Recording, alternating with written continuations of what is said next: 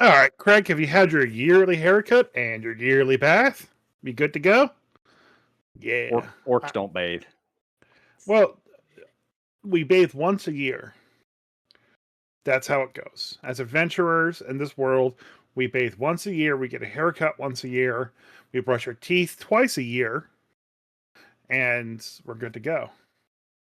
Got to keep up that Dental natural hygiene. musk. Pheromone maxing, as the kids call it.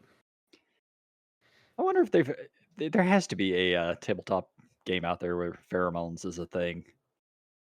It's got to I be. mean, it's a thing in I mean, D&D.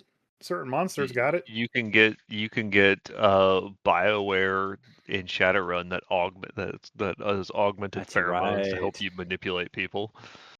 Forgot about that. And definitely So all the superhero games would have stuff like that.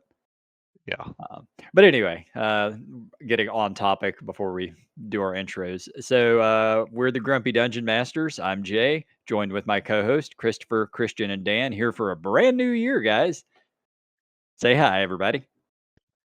Hello Hi, there. everybody. Hi, everybody.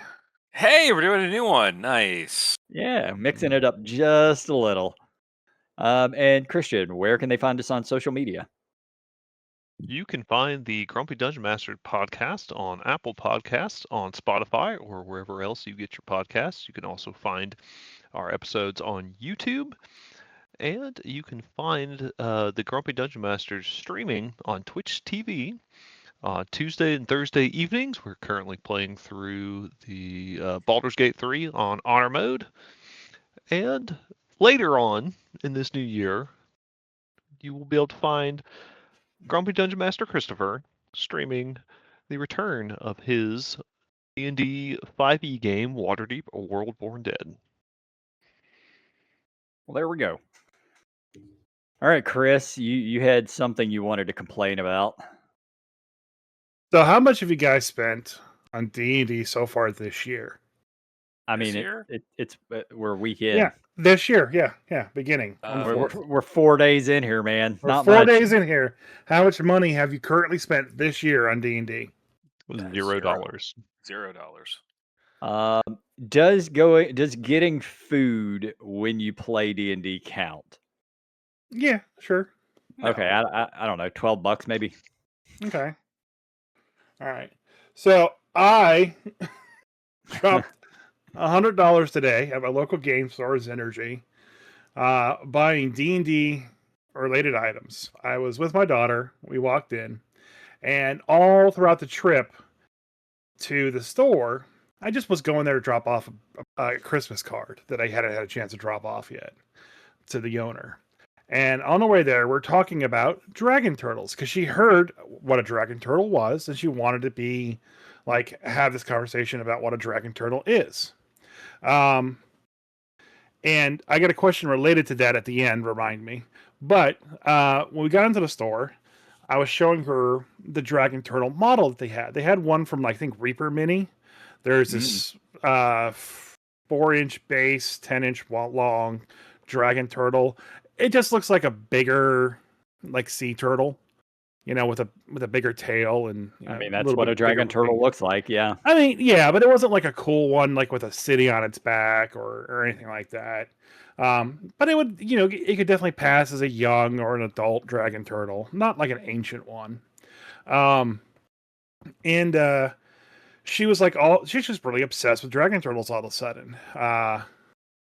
And she wanted to read the entry on it, so I pulled off Fizzbanks off the shelf. I let her sit down and read that, and she knows all about dragon turtles now. And I showed her the mini, and she was looking at the mini at the back of the box where it's all put together and painted. And she's cool, so she flips it around to look at it, and she saw that it was in pieces and it was all gray, and she was like, "What's this? You have to put it together?" And I was like, "Yeah, sweetie, you got to put it together, and then you paint it the way you want it to paint it." She's like, "Could I paint it like super big, bright green with like pink highlights?" I was like, "Yeah, of course you could." She's like, "Are there other models like this?" So I took her to the model section and showed her all like no. the minis and stuff that you could paint. And she's like, "I want to paint my mini." I was like, "Well, we don't have a Warhammer mini." Dad today. Congratulations. Yeah, It's you like don't we don't actually have. you don't have money anymore. It's gone. You're I was gonna be like, we don't. eating you're just eating rice and fucking noodles from now on. That's it, man. I was like, we need to create a character first, and then we'll find a model that will fit you, and then we can paint it the way you want to paint it. She's like, yeah, I want to do that. She's like, I want to paint a mini tonight, and I was like, all right, well, how about we paint one of these abominable yetis? And they had two of them there, and I was like, it's 4 colors, white and a wash with some, dark grays for the horns and the hands and the feet, you know.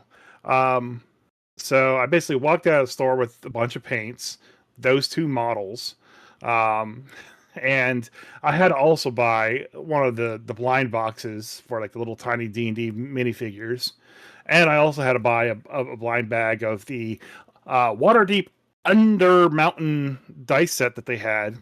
So I dropped $100 today at Synergy buying stuff, and my daughter's not all hyped to paint her first mini tomorrow. We're gonna sit down and paint these giant yetis.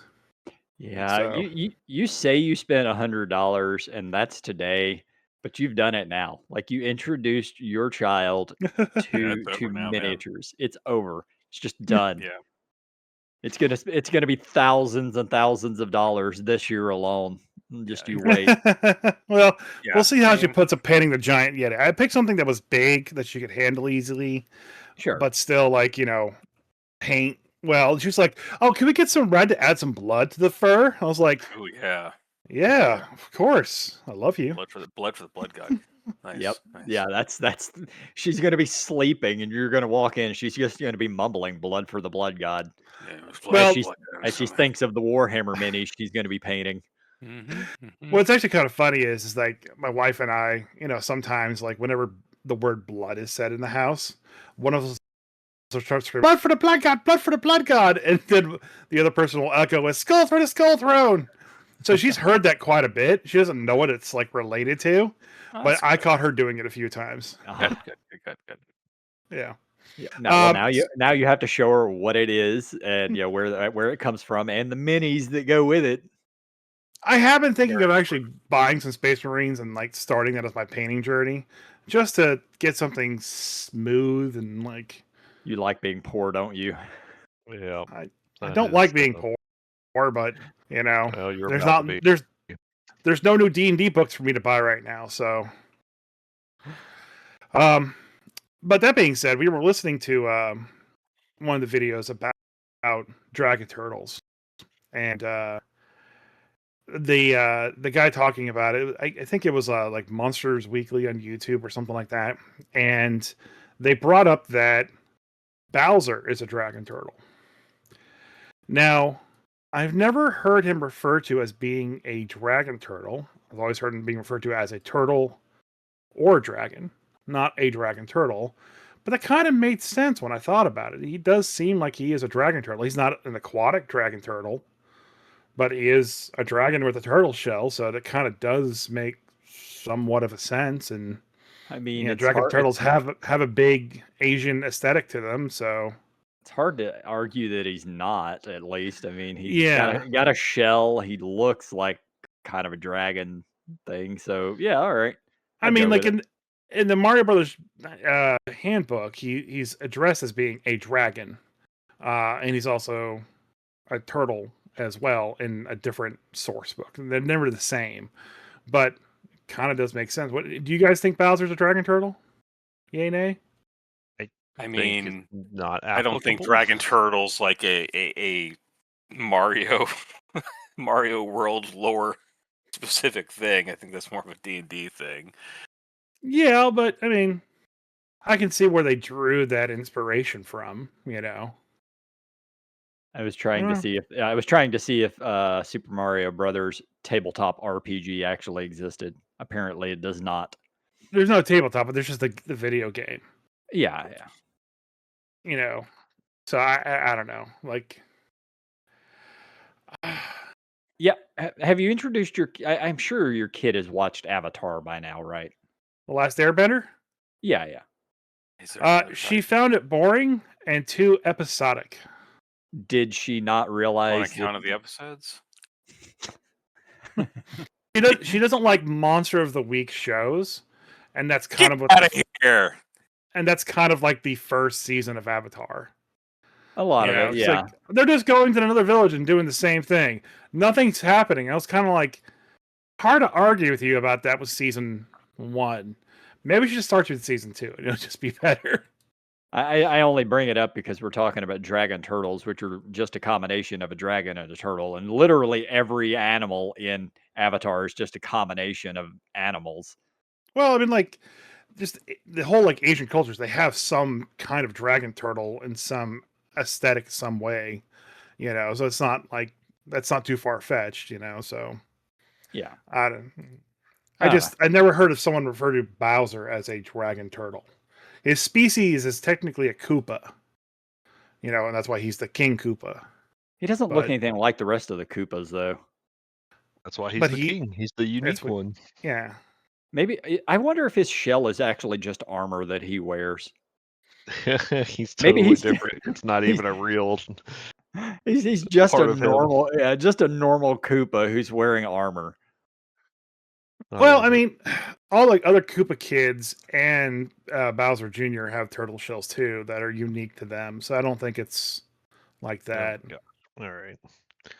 We've gone deeper than I care. Not a Mario fan, are we? But I've had a lot of monsters on my mind, so that's kind of, you know, where my mind has been going recently because of things. But we'll talk about that later. Yeah, sure. We'll come back to that later. Much later in this episode, I think. Hold on a second. I've been trying to see if there was an ecology of the dragon turtle while we've been going on a deep dive. Oh, there He's been going is. off on a tangent. There actually is not an ecology of the dragon turtle specifically.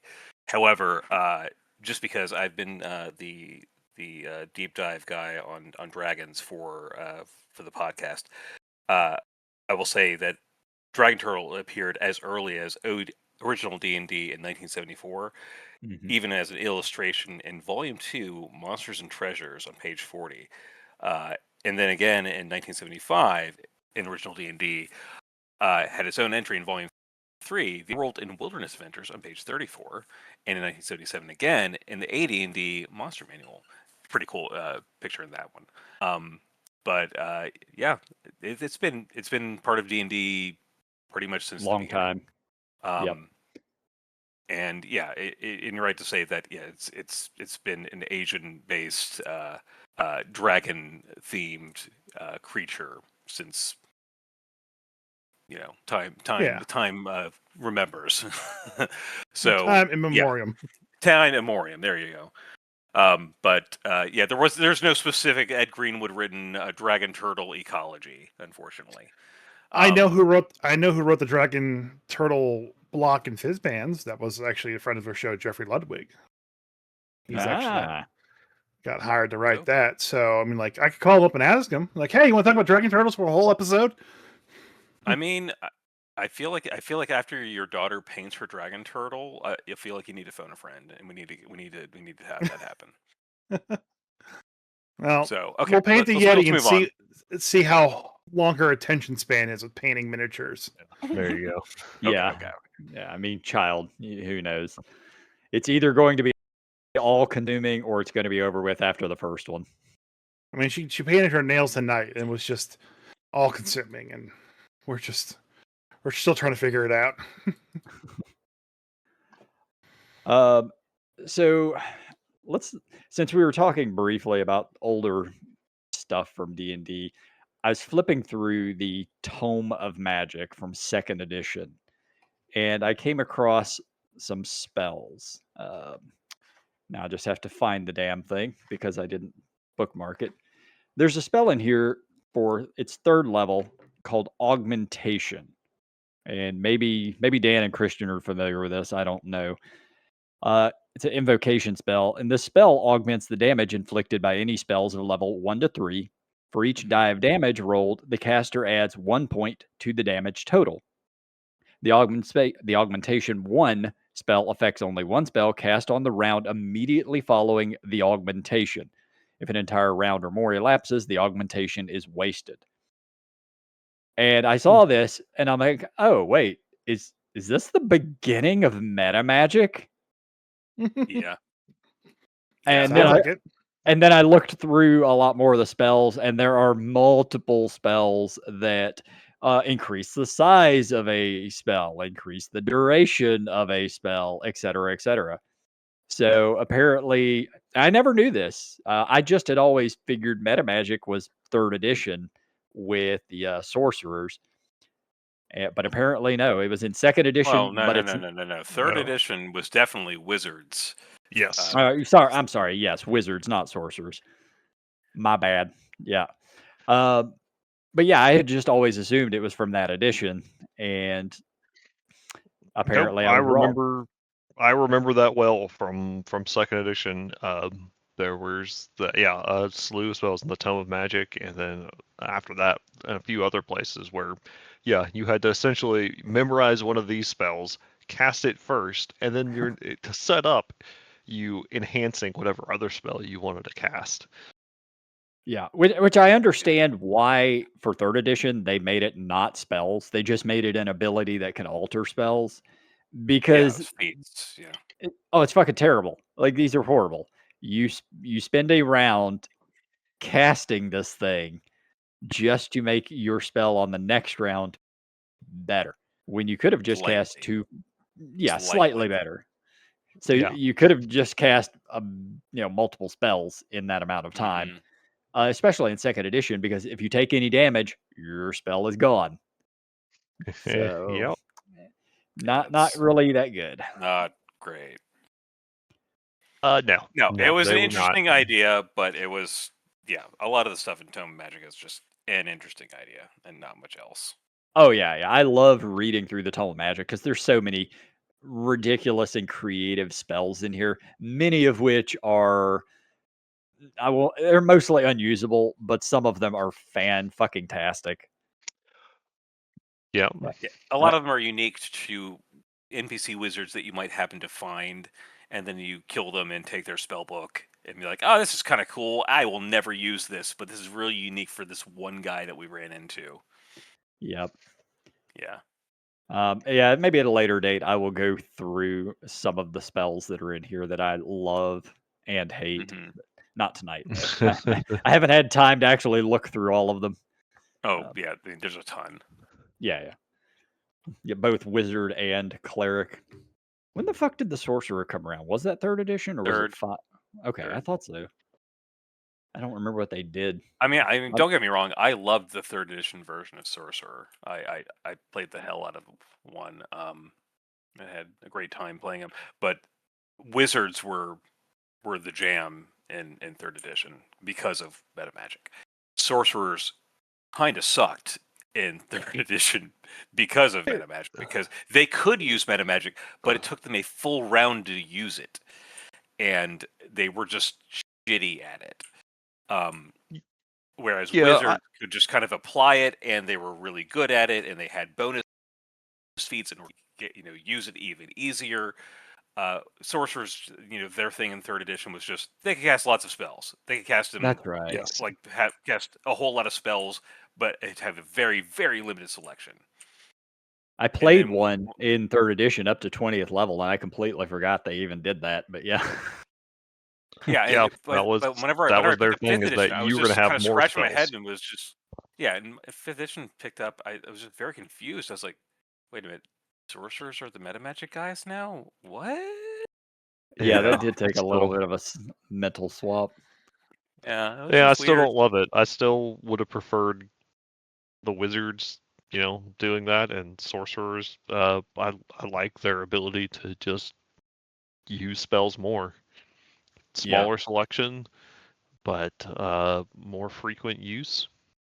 Yeah, because my biggest complaint about spellcasters in 5e has always been that when you get into spells, you don't really have any spells. You get 1/8 and 1/9, and that's pretty much it. 2/7. Yeah. I mean that's kind of garbage. Like it really just is. Yeah, one of the ideas, and one of the this was in the 2014 Dungeon Master's Guide, was spell points as a system. Yes. And like this for sorcerers, where you, instead of having slots or anything, you just have spell points, and then spells cost X number of points per level, and you choose how you divvy those up. If you want to blow them all by casting 3 9th level spells and then you can't cast anything, that's your choice. Cool. Yeah, I mean it's a Went variant big, rule. did some cool stuff, but now you're down to cantrips. Yep. Yeah, Yeah. What's a I cantrip? yeah, early wizards had no idea. I love that you brought up the sort of variant rule of the spell casting. Last night when we were playing D&D, I went to the restroom. I come back and one of the players is talking about marking a target, and I was super fucking confused what they were even talking about. Like And then wizard they mark? point. Yeah, see, you're confused also. No, apparently it's an action option. It's under action options in the DMG on page 273, and Okay. it's variant rules bullshit. Um, Okay. Okay. yeah, I can read what Mark actually does. This Is option makes it. this Uh, 2014 DMG? You're yeah, saying? yes, Okay, hold on. 2014. I don't Pull it think out. I didn't see any of this in the new DMG, but it might be there. I didn't dig too They deeply. got rid of a lot of the optional. What Oh, chapter okay. you say it was in? I'm sorry. Page 271. Dungeon Master's Workshop. Okay. Yeah. So, Yeah, this option makes it easier for melee combatants to harry each other with opportunity attacks. When a creature makes a melee attack, and also mark its target. Until the end of the attacker's next turn, any opportunity attack it makes against the marked target has advantage. Opportunity attack doesn't expend the attacker's reaction, but the attacker can't make the attack if anything, such as the incapacitated condition or the shocking grasp spell, is preventing it from taking reactions. The attacker is limited to one opportunity attack per turn. So I don't know that it really does anything other than give you advantage on It's a just a reaction. better opportunity attack. Like, in case regular opportunity attack wasn't good enough, this one is just even better. Yeah. I guess but he was talking about it, and I was like, "What the fuck are you even on about?" And then they pointed it out to me. I've never even seen this page in the DMG before. yeah, It's like it's an optional. Yeah, it's an optional thing. Why would? Yeah, yeah, I don't it's know. in the section of You just variant do it rules. when you're attacking. Yeah, if you were using this rule, why would you just not always do this? Because it just is literally always better than Yeah, not doing it. It may be a carryover from 4th edition because marking maybe. targets in 4th edition was a Yeah, very I see other 4th edition carryovers in here, like Healing Surge. yeah. Oh, Yeah, God. That there's was a a bunch very of 4th edition carryovers in here. So Like- this is Be burned. this yeah. It's like Chris said. Nobody has ever read the Dungeon Master's Guide. At least this I mean, section of it. I did like there. I will definitely admit that I have not read the 5th edition 2014 Dungeon Master's Guide cover to cover. I've definitely skimmed the entire thing. Said, yeah, I know what that is. Know what that is. Probably looked at all of those optional things. Marking, yeah, that sounds like some bullshit from a video game. Kept on moving Yeah, along. it I'm not kept going to use that rolling, yeah. option. That is what it sounds like. But I just want I'll go over a couple of the other ones they have, or at least read the names of them. So action options: climbing onto a bigger creature. I do like that one. I haven't read what it does, but I'm fine with players trying to do shit like that. Yeah. Disarm. I've never had issues with disarm. I don't know. Once again, I don't know how it works in this, but even in 2nd edition, we were trying to disarm things. Yeah, so Over. long as people don't make it like like the maneuver master fighter type has a disarm maneuver. Like he can do that. That's part of his build. He could actually do that by spending superiority die. So long as you don't allow everybody just to do it by making a strength athletics check all the time, that's fine. But like if there's a guy with a special sword that, one of your barbarian wants to rip it out of the guy's hand, sure, I'd allow the roll. Why not? Yeah. But every combat, I'm gonna rip the sword out of the guy's hand. No, man. Well, no. you're trading damage for disarming somebody. Sure. It could be incredibly potent. Though. Let me read what they say in here. A creature can use a weapon attack to knock a weapon or another item from a target's grasp. The attacker makes an attack roll contested by the target's strength, athletics versus acrobatics. If the attacker wins the contest, the attack causes no damage or other ill effect, but the defender drops the item. The attacker has disadvantage on its attack roll if the target is holding the item with 2 or more hands. Target has advantage on its ability check if it is larger than the attacking creature, or disadvantage if it is smaller. Now that I've read it, I could see that getting very easily abused, Yes. especially by just a fighter. Not even battle master fighter. Just I have 3 attacks around. My first attack, I'm going to try to disarm. All right, cool. As a free action, I pick up their sword. I think since it's a weapon attack, I think that means all your extra attacks, since they're different than weapon attacks or considered extra attacks, it would have to be that first one, and then you can still make your extra attacks afterwards, or your whole turn is traded off for doing this arm. I can't remember which is which. No, it's part of it's part of definitely the it's part of the weapon attack. So it's part of the attacks. Yeah. It so it says you a can creature do 3 can, of these. yeah, a creature can use a weapon attack. So it doesn't Yeah. say So, Right. so and not only that, you can actually also knock an item out of the guy's grasp. So hey, shield. the guy's wielding a sword and shield. Not anymore. Yeah, so knock the sword out of his hand, knock the shield out of his hand, and then action surge and beat the ever living piss out of him. Yay. Yep. Probably would Beat not the allow piss that out of one. him. You can, like you said, you can do it with the battle master, but you're at least expending a resource Yeah, to do it. resource. Yeah. And still doing damage. Yeah. Yeah. Yeah, it's But fine. You're burning a resource. Yeah, but it's literally your character concept. It is you've spent build your build is spent that way, not just I have trained in athletics to do this. Then there's the Anyway. overrun action option. When a creature tries to move through a hostile creature space, the mover can try to force its way through by overrunning the hostile creature. Probably all right. I've seen that one go through. That's like trying to bull rush somebody off a cliff or something. Yeah. Or rush past them. Then there's the shove aside. With this option, a creature uses a special shove attack from the player's handbook to force a target to the side rather than away. I don't really have any issue with that. Nope. And then they have my favorite one, and I would almost certainly allow this. I fucking loved this in 3rd edition. The tumble. Oh yeah, absolutely. Action. A creature can miss try this. to tumble. Yeah, you can tumble through hostile creature spaces. You just have to make an acrobatics check. Yeah. This isn't fucking Dark Souls. I roll. Yeah. I roll again. I do a barrel roll. Yeah, I do a barrel roll. I'm going to keep rolling. I'm going to roll through his space. Then, as the rest of my movement, I'm going to roll back through his space. Yeah. I usually I would limit it to like 1 a turn and give it the risk of, yeah, you can tumble to avoid that thing.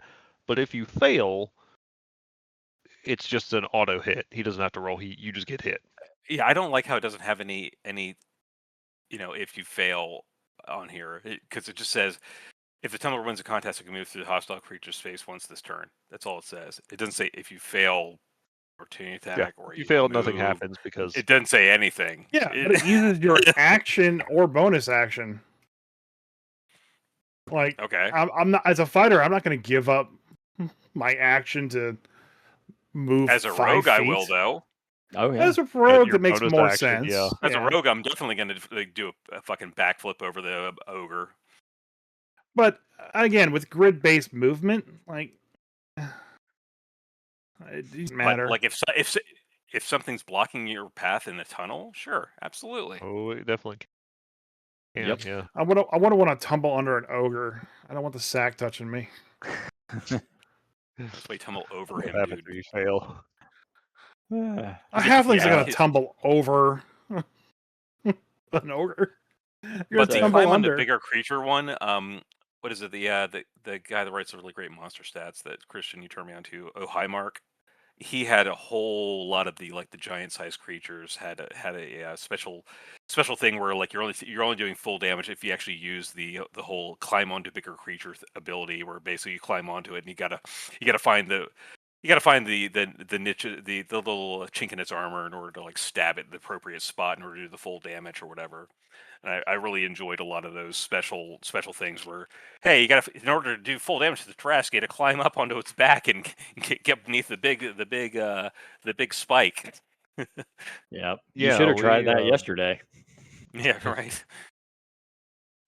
As a certified giant, I can attest that I don't wear any armor below my belly. That's So fair. that's all I get hit by is just Just the cod piece. Yeah. shins, and knees, Those nut thighs, shots. cod piece. ankle Yeah, biters. yeah. Uh, I don't need anything else. so there's a couple other ones they've got in here. They have hitting cover, which I assume allows you to just shoot through the cover. Uh, when a ranged attack misses a target that has cover, you can use this optional rule to determine whether the cover was struck by the attack. Okay, so everything sort of has a hit point value, so I guess you could try to destroy the cover. Then they've I mean, got yeah. yeah. I mean, things are destructible. It could work. And then there's cleaving through creatures. If your player characters regularly fight hordes of low-level monsters, consider using this optional rule to help speed up with such fights.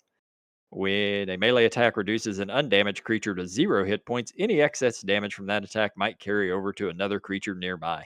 It's basically just kind of like cleave from Like third this edition. better than cleave. It's actually more like being a high level fighter from first and second edition D&D. Like whenever you find monsters that have less than one hit die, like kobolds and goblins and stuff, Mm-hmm. where essentially you just if you're standing near about 5 goblins, you're just like meh, meh, meh, meh, and just murder all of them. Just kill swarms of them. Yeah. I wish this is kind of what they would have brought over to Weapon Masteries. It just would feel better than what they provided us. Well, it's an optional rule. You can make it that thing. It's, I mean, I'll be honest. I know we're still kind of going through this list, but I've actually used a number of these optional rules in my games throughout all fifth edition because a lot of the stuff was in fourth edition, so I kind of already understood it, and because that's just the way it worked in fourth edition. But getting people to remember that it's a thing, to utilize that thing, and then have it not just be better than standing there and punching a dude in the face 6 times is really kind of hard. I remember I did use Tumble very recently in Adventures League, where it's a horde of skeletons, and they had they tumbled through the square, and I used this same exact variant rule for that because I had to look it up. I couldn't remember the specifics, and it just happens so rarely nowadays that it's hard to say, hey, you have these available to you. Don't forget, because I will. But I think if you're using a variant rule, it won't take very long before players get used to it because you as the DM should use it frequently until they realize, oh, we can do this too. Well, like I said, I've had that variant rule about critical hits in my home campaign listed in the campaign notes. Like, if you critically hit, you can roll another d20, and if that roll is a 20, you just deal max damage. And the only person that remembered to do that was, I think, Aaron once, because he listened to the podcast and he said, "Oh shit, I remembered." And then next game, he forgot about it. Yeah. I forgot about it.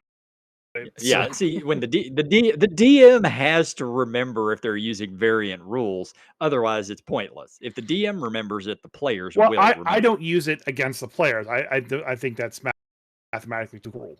So okay. It was a bonus just for the players. I wasn't going to use that at all. So yeah. There's only a bonus for you. I'm not going to remember for you. Just like in Magic, I'm not going to remember your triggers. Yep.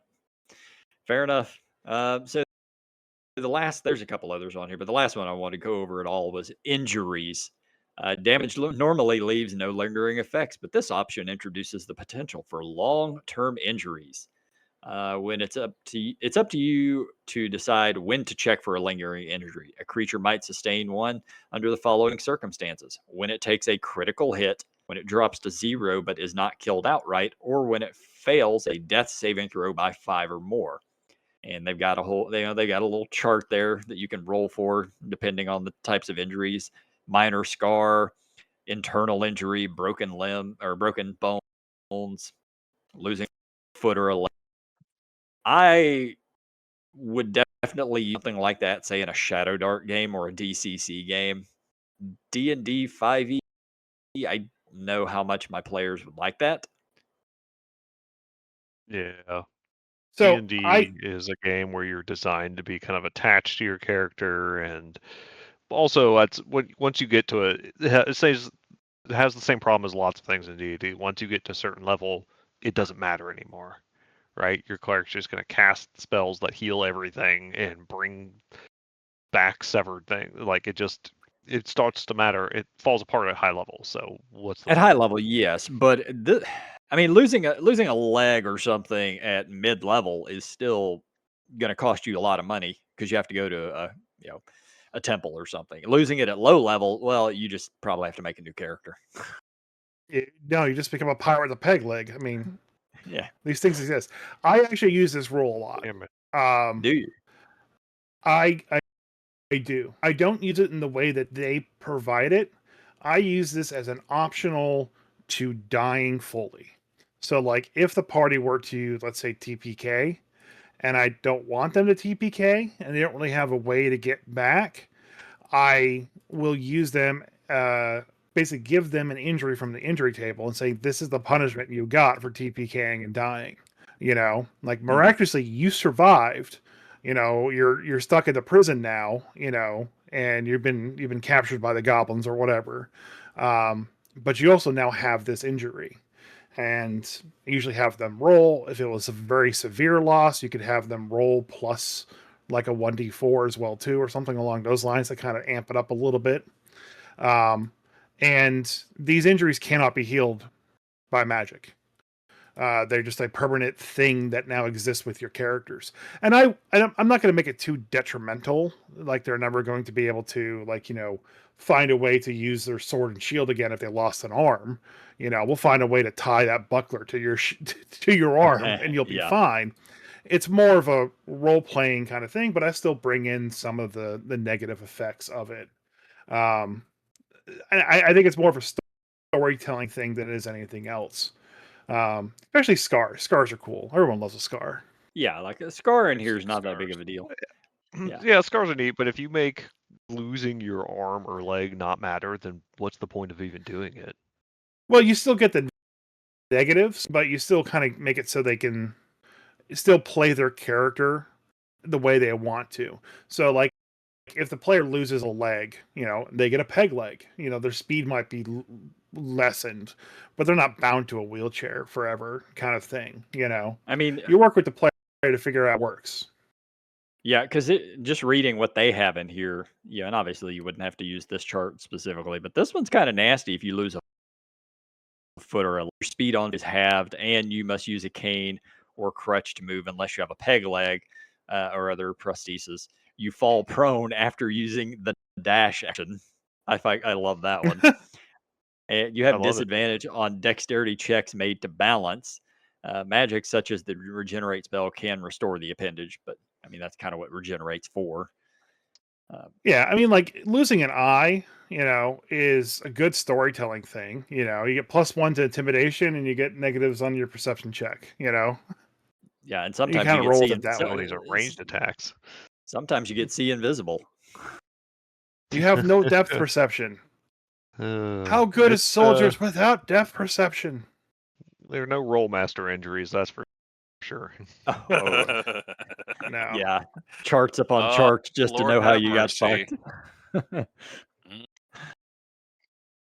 So, anyway, I mean, let's move on. You hold on. We can't move on until you actually cover my favorite variant rule, massive damage. Oh, okay. I wasn't even going to talk about massive damage. But I love massive damage. The massive damage. The funny thing is that it has it in here as a variant rule. For me, massive damage is not a variant. I've been using massive damage since 2nd edition as just a rule. I've never even thought of it as a variant rule. So the fact that they have it, Yeah, I'll read what it says. The optional rule makes it easier for a creature to be felled by mass damage. When a creature takes damage from a single source equal to or greater than half hit point maximum, it must succeed on a DC 15 Constitution save or suffer a random effect determined by a roll on the system shock table. For example, a creature that has a hit point maximum of 30 must make it if they take 15 damage or more from a single source. That is definitely different than the way I've always run it. And I would have to go look up what the official was in second edition. But generally, for me, it's been if you take 50 damage from a single attack, you have to make a save. That's how I've always run So it. there were a variety of ways that it could happen in second edition. Some of it could be if you just took a lot of damage. Some monsters or effects that you found in adventures had it just built in were like, hey, you have to make a system shock check here. Oh, And yeah. if you fail, this thing happens. Just not like taking massive damage is just like this monster hits really hard. If it damages you, you are also doing a system shock check because it's a big honking thing. Or you know, it was also something that was a check you had to make if you got resurrected in old editions. Oh, Yep. yeah, Because even you if they could still successfully die. cast it, you could still not survive the resurrection. On top of that, every time you got resurrected, you lost a point of Constitution. Mm-hmm. So after a while, you Making it will harder fail. to Yeah, you make the will system fail that shock. system shock. Yeah. Yeah, I've used this. resurrection. Go ahead. I've used this a few times, mostly in like buildings falling on you, boulders falling on you. The Tarrqsque falling on you. I mean, I think every time the Tarrqsque hits you, it should be a massive damage check. Like that should be like built into the character, you know. Yes. Ancient size, colossal creatures, gargantuan creatures, they should have that as well too. I mean, it's Titan. forced now, so like it's kind of a little bit better. I never liked the idea of a barbarian getting, critically hit by a Tarrqsque and going, "Oh, that was only 20 damage. Haha, I'm fine." Like,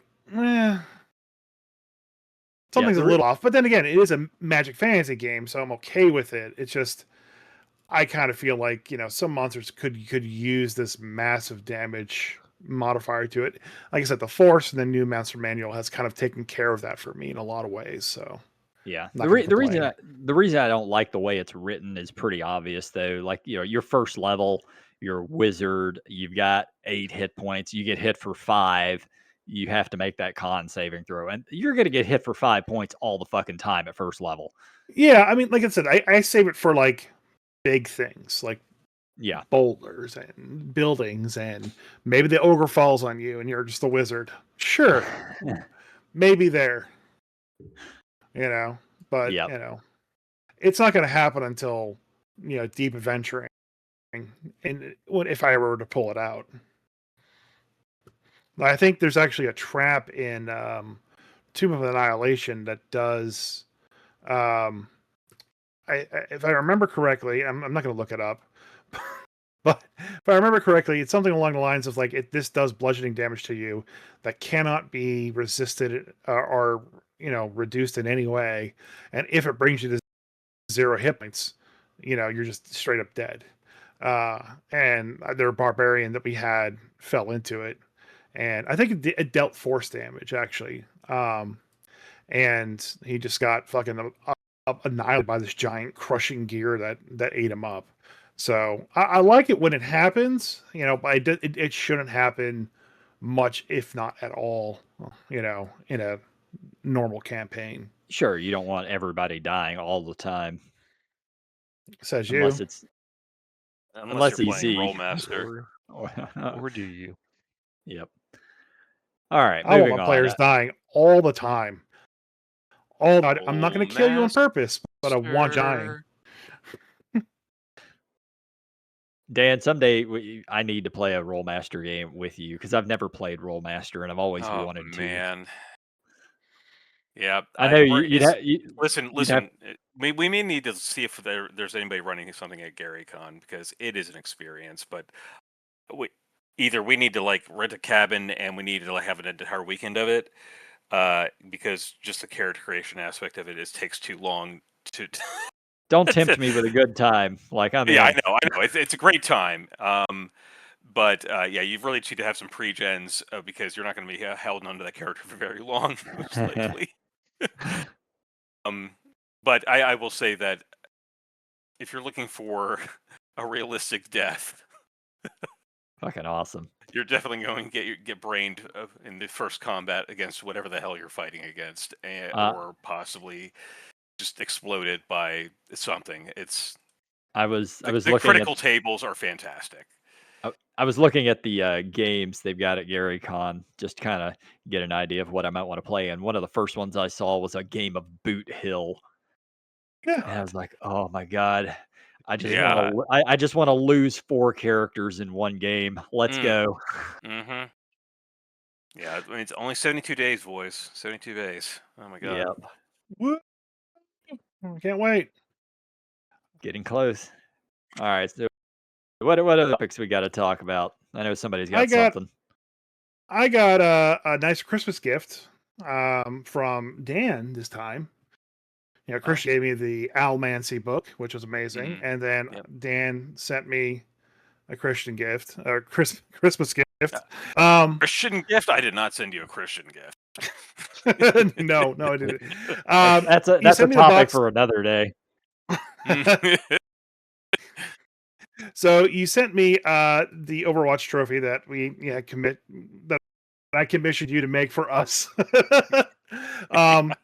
as well as the Dragon Mag for birthday month, the IRS issue it seemed to be, which I haven't had a chance to look through it yet, but I'll probably look at it through tomorrow.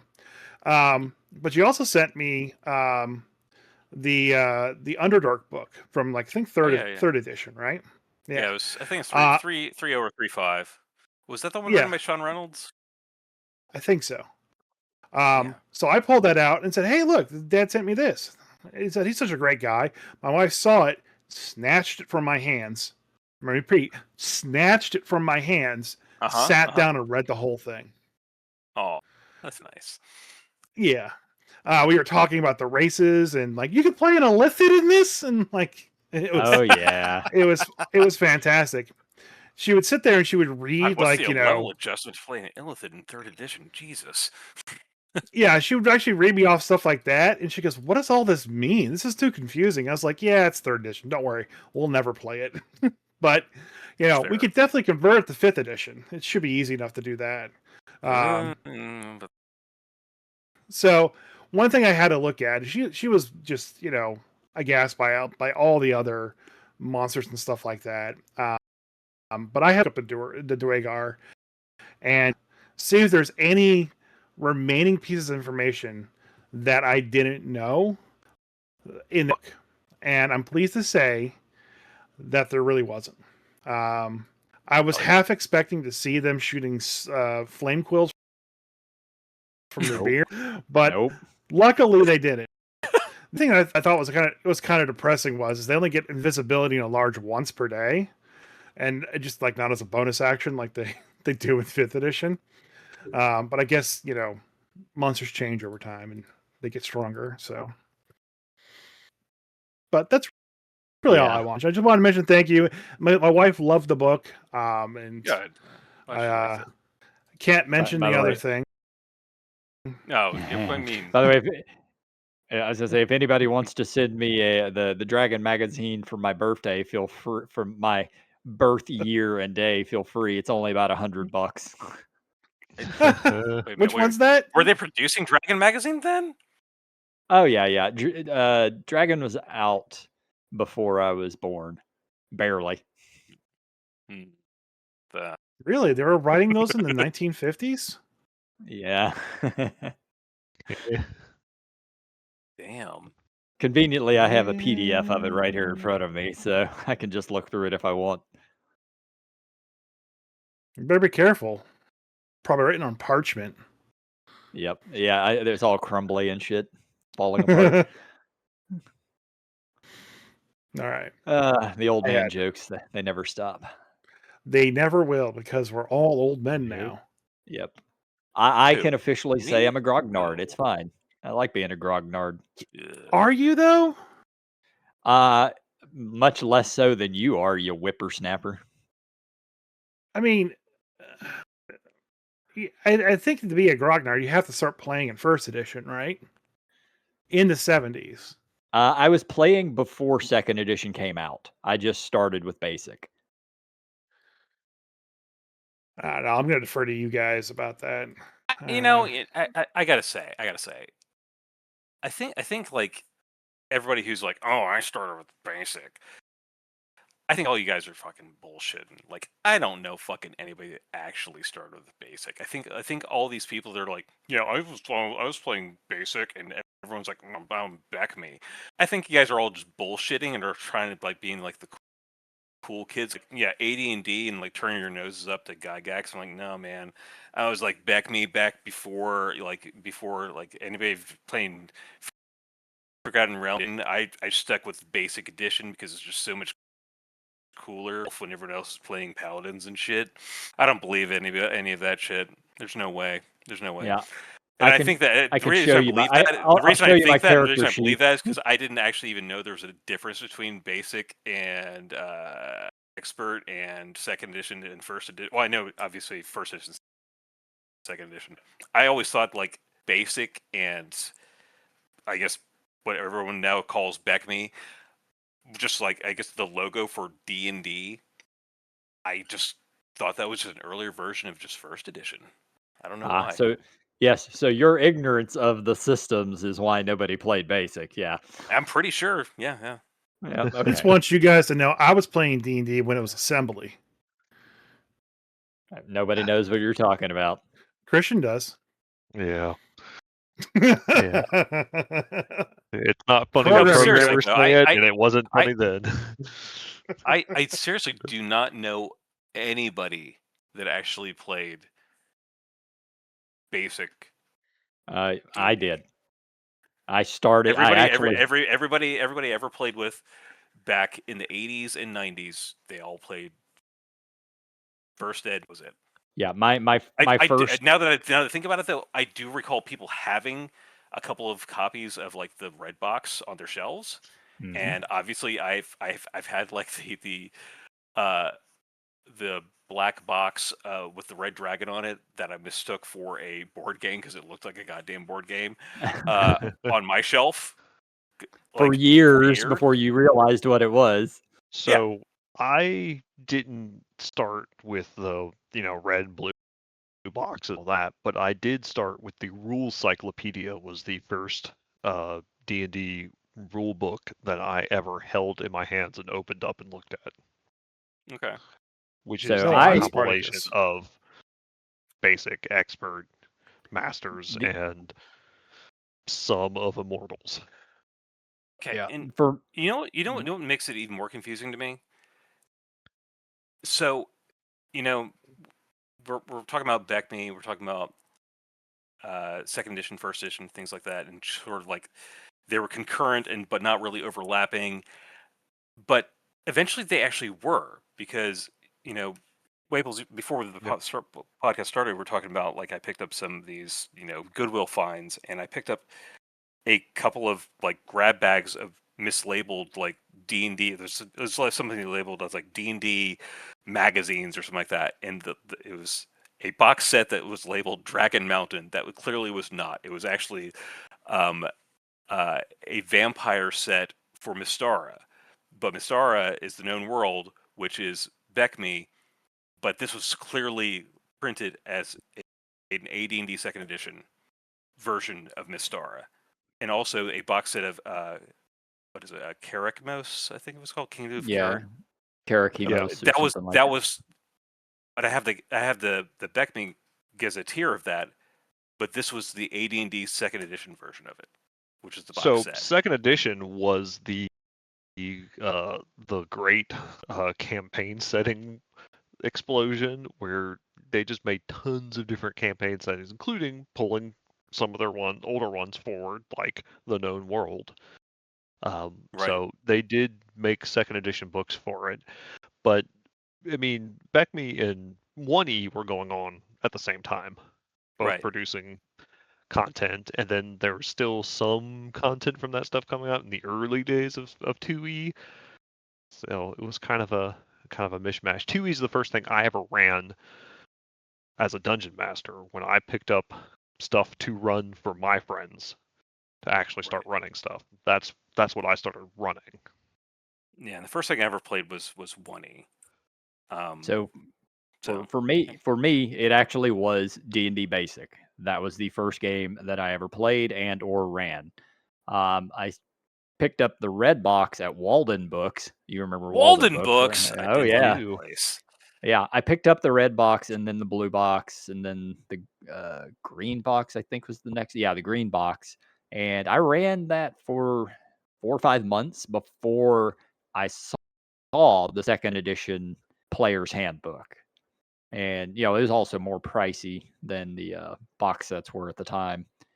But I ended, I ran for probably 4 or 5 months before I ever got a hold of second edition.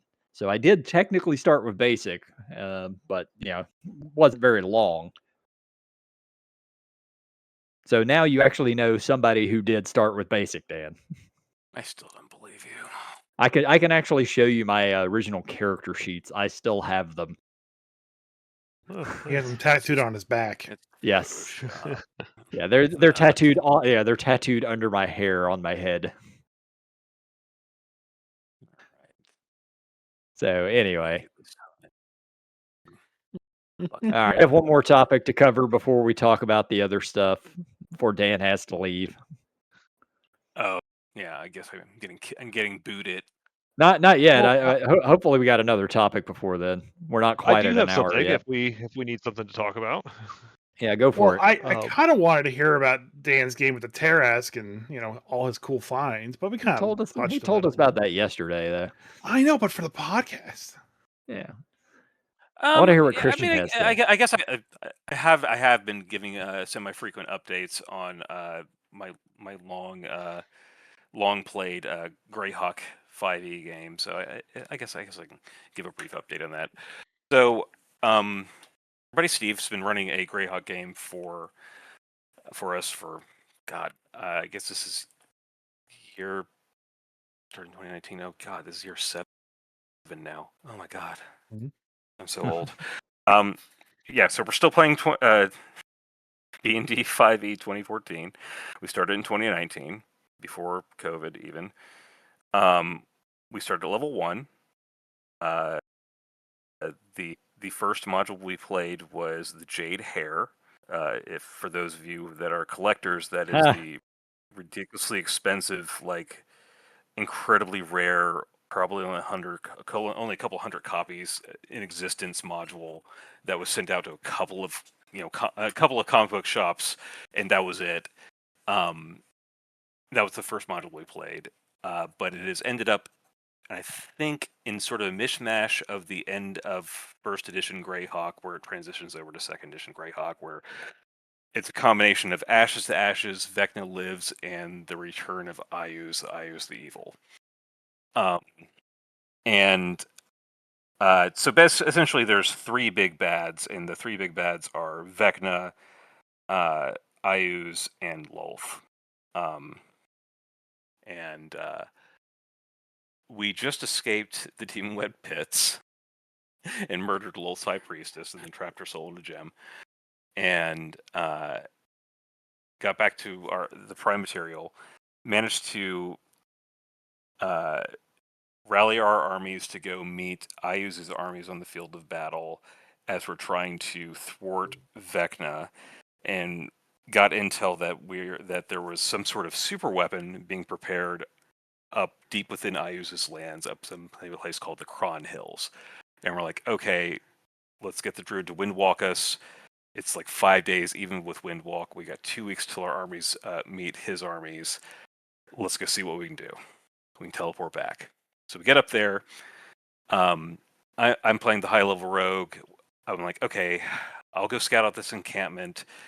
There's like 1,000 elite orcs and ogres and orogs and clerics and all sorts of evil critters surrounding this cave entrance.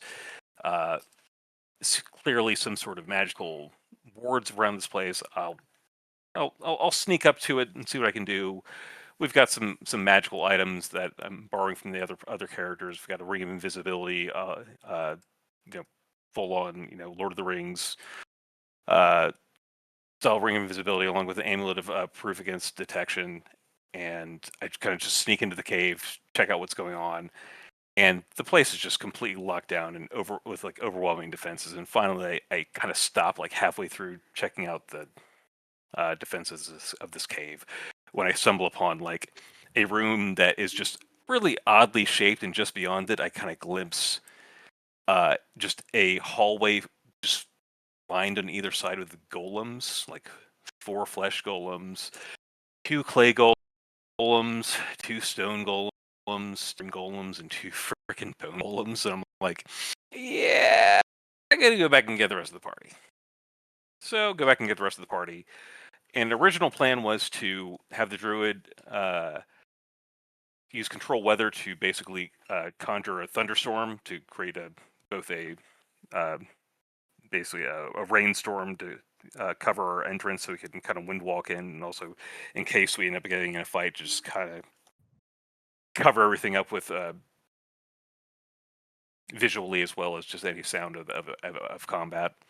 Then the cleric decides, hey, I can actually upcast etherealness. Why don't I just etherealness the entire party to get as far as the rogue got in there, and we'll just do it that way. So we get as far as we can, and then of course we kind of hit a barrier because this is some super lockdown place protected by a Demi-God. So we all come back out and make our way through, sneak in as far as we can, and get to the same part where I encountered the golems, and I'm like, okay, well, it's a rogue of my level. Obviously, I'm going to go look for traps. Look around for traps, can't find any traps. Step in, immediately set off the Mordenkainen's disjunction, get all my buffs completely removed, awaken all of the golems that immediately notice me, and the iron golem steps forward and breathes like its big toxin cone towards me, but doesn't quite reach me because I'm on the other side of the anti-magic field. But the golems don't cross the anti-magic field / Mordenkainen's disjunction because they're golems. And I step back out, and the cleric drops a silence spell behind us so that all the creatures behind us can't hear what's happening, and we just plink away at the golems for 1,700 points of damage, which they do not return fire on because they have no range attacks because they're golems. Yeah, pretty good numbers there. 1,700 damage on one side, 0 damage on the other side. Yeah, and we would have taken damage had all the rest of the PCs actually stepped into the anti-magic field, and because the bone golems had some sort of special thing where they could like do some sort of screaming attack where they would basically do a fear attack and effectively power word kill you if you manage to fail your wisdom save. But I happened to be standing in the silence spell. Unbeknownst to me, I was just plinking away with my bow. Didn't even notice, and everyone else had a hero's feast on, so they didn't notice either. So get past that, then had to make our way through a prismatic wall, and after we got through the prismatic wall, we just stumble upon the weapon of mass destruction, which happens to be a sleeping Tarrqsque. Yeah. And we're like, oh, do we know what this is? Because all the players obviously know what this is, and our buddy had a fully painted miniature, and we're like, oh dear lord, we're not planning on fighting this today. And speaking of which, we there was no real way for us to get through the anti-magic field without going straight through it. We had to have all of our buffs and preparations stripped away. So we were basically going through just raw dogging it at this point. We're high level actions at all at this point, and no real way to cast it because they're all high level buffs. Yeah. So we're like, okay, pass without trace, and let's just fucking try to sneak past it. There's obviously another room past it, so we sneak past it, and I don't know who's familiar with I Use the Evil, but I Use the Evil is the son of Gratz, the one of the big demon lords, and Igwivel / Tasha, and is ascended to demigodhood by basically trapping and stealing the power from 5 other powerful entities, which we then stumbled upon those 5 entities trapped in crystals and ritual bindings there. A Solar, a Merid, a Noble Jinn, a Hit Fiend, I think, and some sort of Demi-God. And then on one side there was a marble slab, and on the other side there was basically a library and like a den, and nothing else in there. And we're like, oh, okay, well, let's do some research. And of course, we do the research, and it basically, confirms what we figured out, what I just said. And at this point in time, we're like, okay, there's got to be something we're missing here. Cleric cast to detect magic to see if there's anything that we're not seeing. And of course, I used the evil had a protection on the place. Essentially, there's a 10% chance per level of detection spell cast in his home that it would alert him that somebody is there that shouldn't be there. And it came up. So suddenly, old man I use the evil teleports in with his high priestess and his archmage buddy, just as the Tarrqsque wakes up. So that was a good time. Now the Tarrqsque was in the other room, though, right? He was in the other room, and there was a small corridor leading from the Tarrqsque to us, which was good because it bought us time.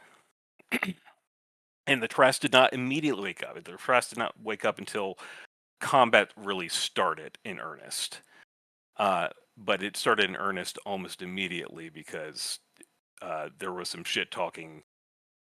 Whenever I used, said that we needed Neil, and we're like, no, we are not going to do that.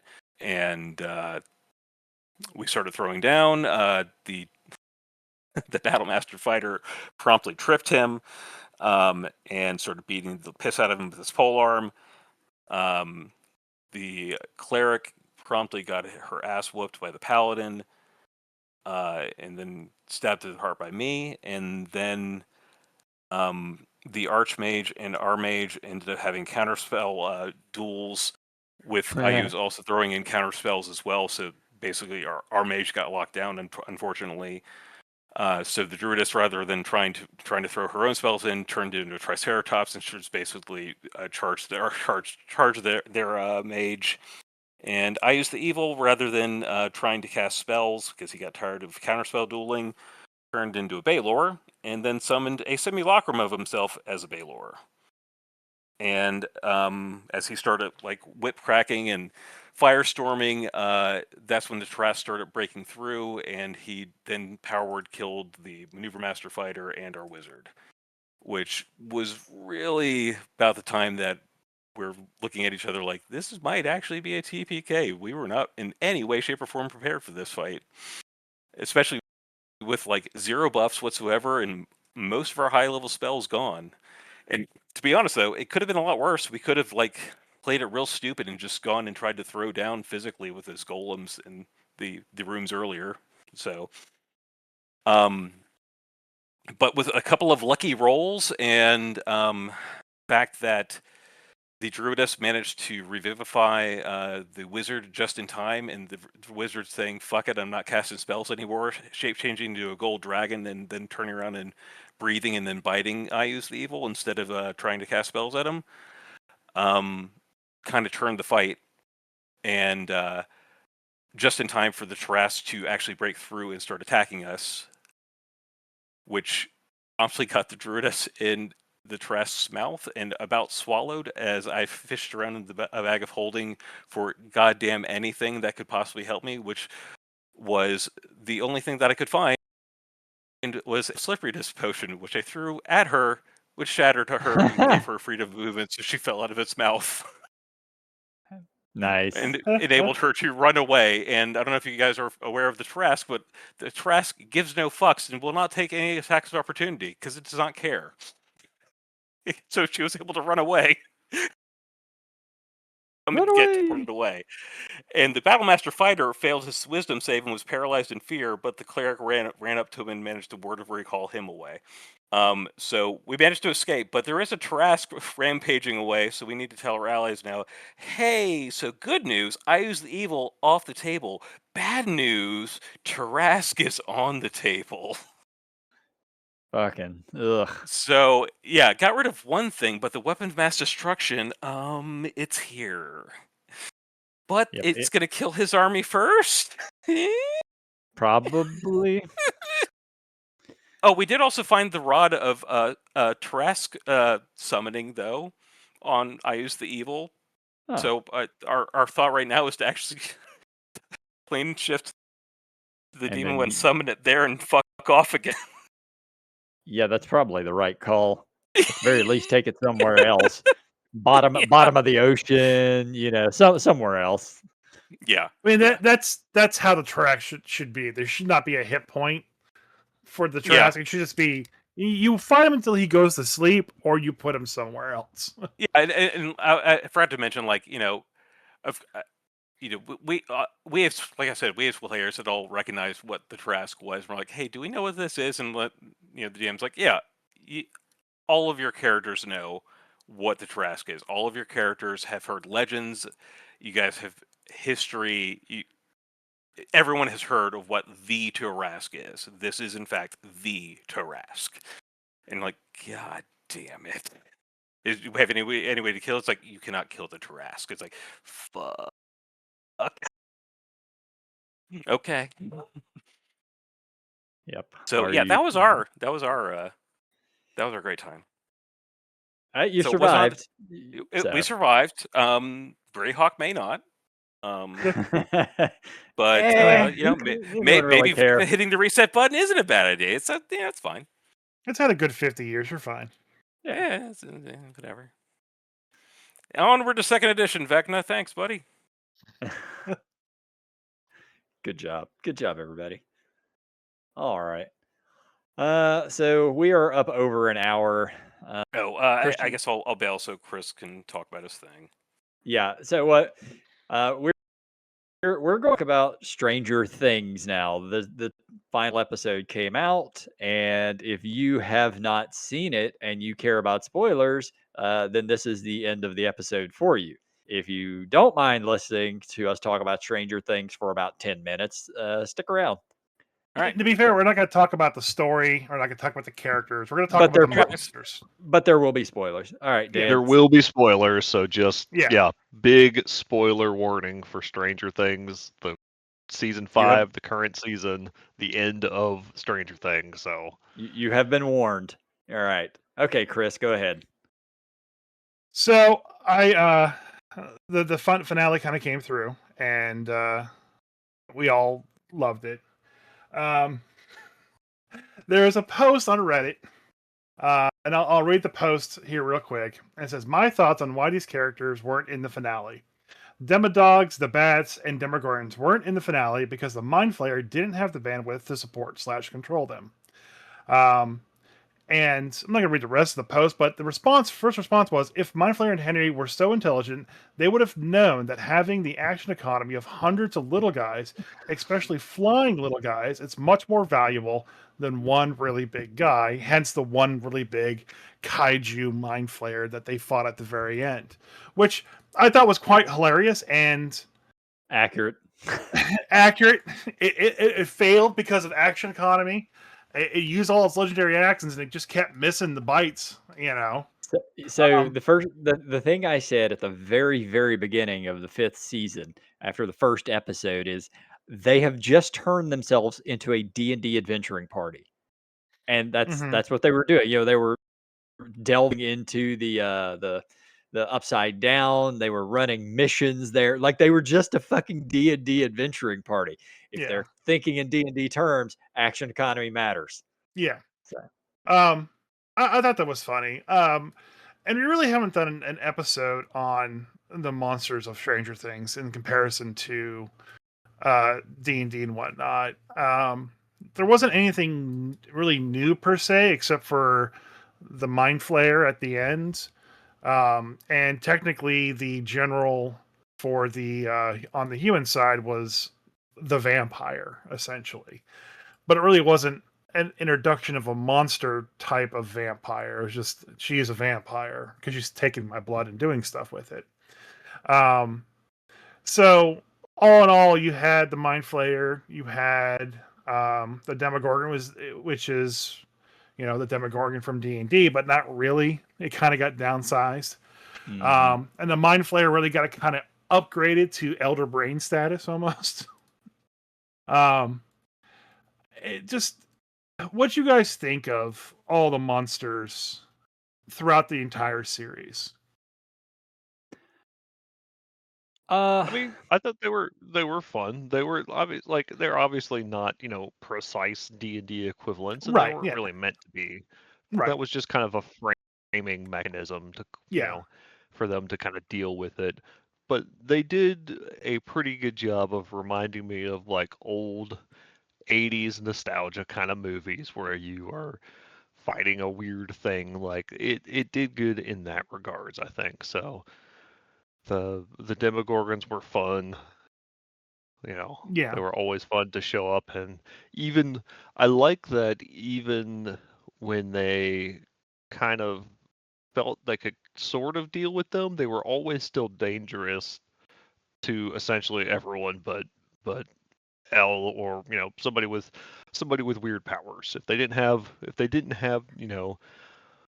their spellcasters or super powered people there, like those things were always dangerous.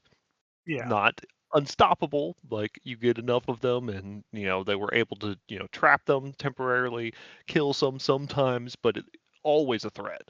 Sometimes you couldn't just ever have to just put discount them. oxygen. Yeah, you just have to put oxygen tanks inside of a dryer sometimes. But yeah, Yeah, the demo dogs. So I guess in how the Demogorgons, it has two of the monsters throughout the series, the Demodogs and the Demogorgons. Essentially, think of them like a frog. They start in some kind of like weird leech stage, and they move up to a tadpole stage. Then they're like a frog. Then they turn into the four-legged Demogorgon, the Demodogs. And then when they're standing on their hind legs, that's when they're fully grown and they're the adult variant. And like you said, they always felt like that was very, uh, very deadly, no matter what the situation was, no matter what your firepower was. Even if you had like, the homemade Molotov cocktails, like D&D players always like to have on hand for some reason. It always felt like they were a very good monster. And in the first season, only being the Demogorgon was great.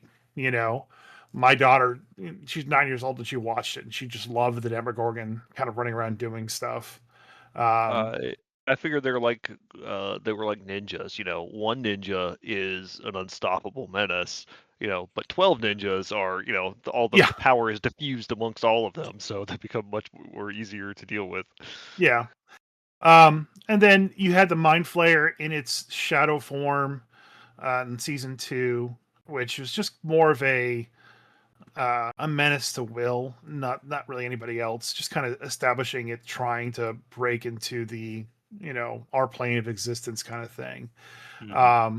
And then I believe the community is called the Mind Flayer in season 3. That was the 80s mall episode where Billy died. yeah. That they call that the Meat Flayer because that's like its first kind of like almost like physical form, but it wasn't that strong. And that's when Vecna showed up in season 4 in all of his glory because they kind of really needed to have that sorcerer, wizard, lich running the show on that side in order to be very effective.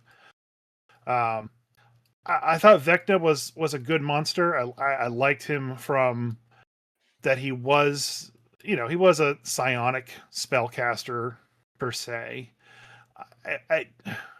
I wish that his powers didn't come from the Mind Flayer 100%, but it makes sense that the Mind Flayer gave him all of his powers in a sort.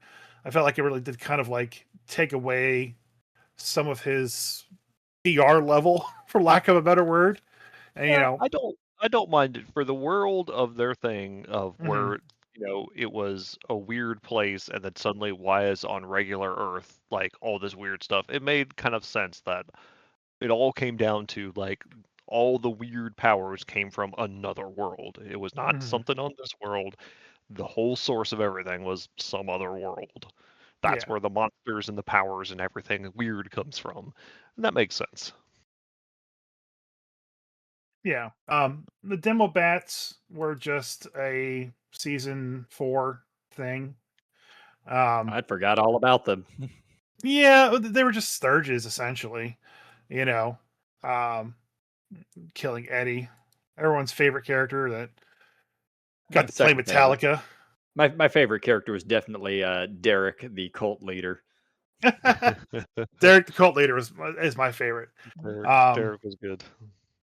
I love how they all ended at the end with them playing D&D, and Derek was there, and you got a kind of the idea that Holly had a crush on Derek, the fat kid that looked like his dad, looked like her dad, but Yeah, younger and fatter. And so the Mind Flayer in season 5 comes out as this giant kaiju. I think his form in the abyss, his homeworld. Well, they called it the abyss, but the Mind Flayer's homeworld, they called it the Pain Tree. And then there hasn't been a kind of a universal name for that form. So like Mind Drake or Mind Dragon, Dragon Flayer, I don't know. Who's naming any of this shit anyway? If it Just wasn't, if it wasn't said in the show, then none of it's official. yeah, it's like I said, it's the community. They haven't come Yeah. up to like a single name for it yet. They just call it, Mind Flayer's abyss form, 2024. abyssal form. It's 5.5. Well, It's 2024. 5.5. the official name is the abyssal form, the shadow form, the dormant form, and the spider monster form. Those are the official names. Sure, man. Spider monster form being the meat flayer that they fought against. I love the kaiju fight.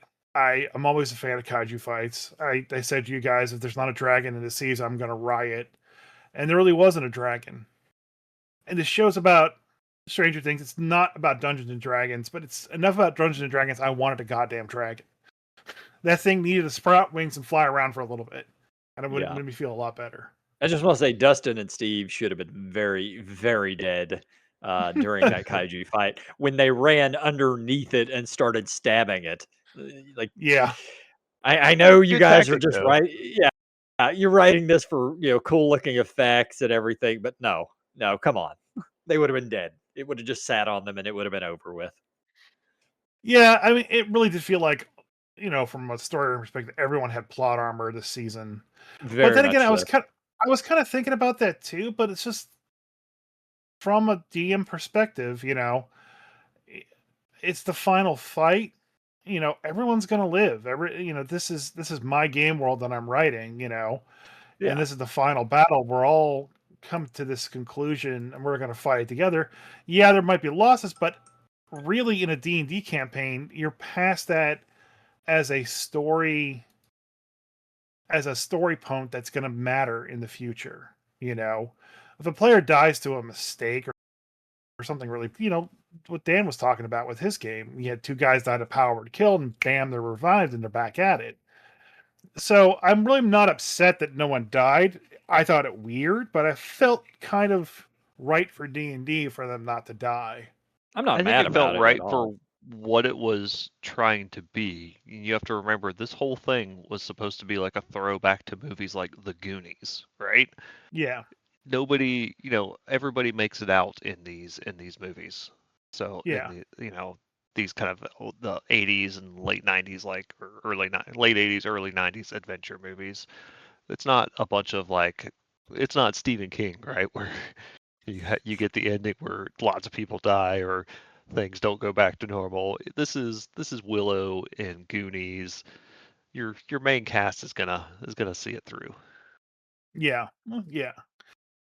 So I really liked it. And it just, the monsters are really what I want to focus on in this conversation. But I did want to say, like, I found it really, reassuring that even though these monsters are sharing the names of already well-established IPs, the Mind Flayer and Demogorgon, that they were able to make these very unique monsters that are now just tied into monster lore, the monster verse, as it would be, in for lack of a better term. I'm just very glad that still can happen nowadays. They could have been called anything else, and I still think they would have had the same, effect that they had Yeah. if they The were naming called the naming puppies. yeah, the naming convention made perfect sense in the case of the show because it's a bunch of kids who are dealing with some shit that they've never seen before. So of course they're going to name it off of what they've seen, in which it was a lot of Dungeons and Dragons at the time. At the very end of the show, I'm very glad that Strahd showed up.